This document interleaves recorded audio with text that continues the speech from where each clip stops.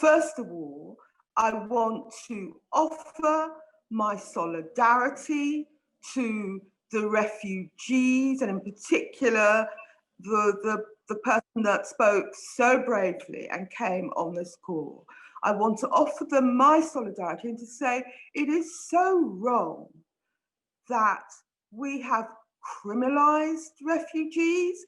People have an absolute legal right to claim asylum.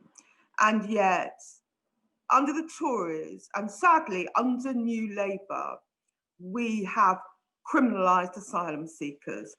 But I also want to give solidarity to Diane Abbott and the local people in West Wales who have mobilised and organised to support the refugees. So, as you've heard from the other speakers, we live in very dark times. We have a racist US president, and he is the most racist US president that I can remember. And I can remember Ronald Reagan, Richard Nixon, and I've never known a US president who so blatantly pandered to white nationalism in the way that Donald Trump does. And we all have to hope and pray that he loses the forthcoming presidential election. But we also have a racist British Prime Minister. I don't think anyone that's seen the things that Boris has said and done about grinning pickaninnies, I don't think anyone doubts that sadly he is a racist. And when you have people at the very top of the political pyramid who are racist, what you see is what we have seen is a rise in racism in state institutions, a rise in racism generally, and we've seen that, a rise in anti-Black racism, anti-Semitism, Islamophobia. We've also seen a rise, in particular, in anti-Chinese racism. Global traffic to anti-Asian hate sites has doubled. Hate crime in this country against Chinese people has gone up 300%.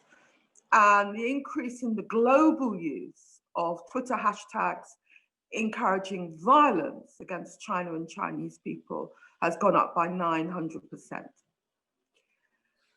And so we see the rise in racism.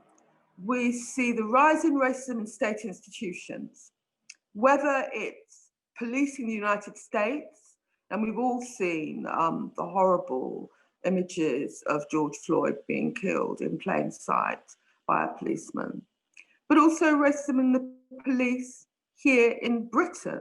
Ryan spoke very well about his experience about stop and search by the police. And it's worth repeating that Black people are disproportionately likely to be stopped and searched. We are disproportionately likely to be handcuffed. We are even disproportionately likely to be fined under coronavirus legislation. So how President Dick can say there's no institutional racism in the Metropolitan Police, I'm afraid I do not know. And of course, we also heard from Mina Ajipong and her awful experience of being raided by the police because someone saw her 12-year-old boy with a gun. We're seeing a rise in racism in immigration, Trump talking about his wall to keep Latino migrants out, Trump putting migrants in cages and separating children from their parents. And here in Britain, we've had the horrific racist narrative in the media about channel crossings.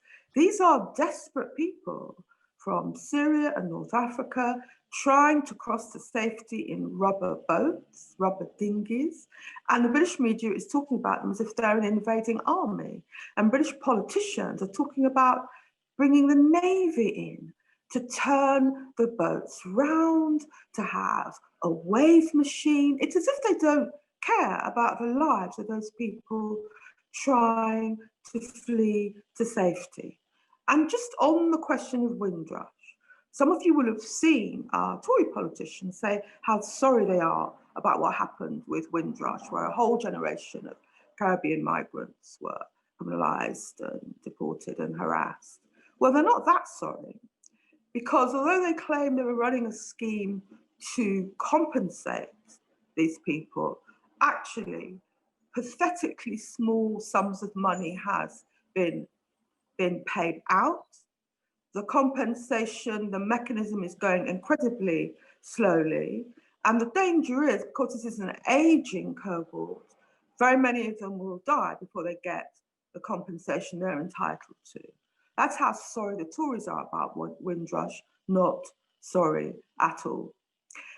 And of course, you've heard about coronavirus and how that has shone a light on inequality, including racial inequality.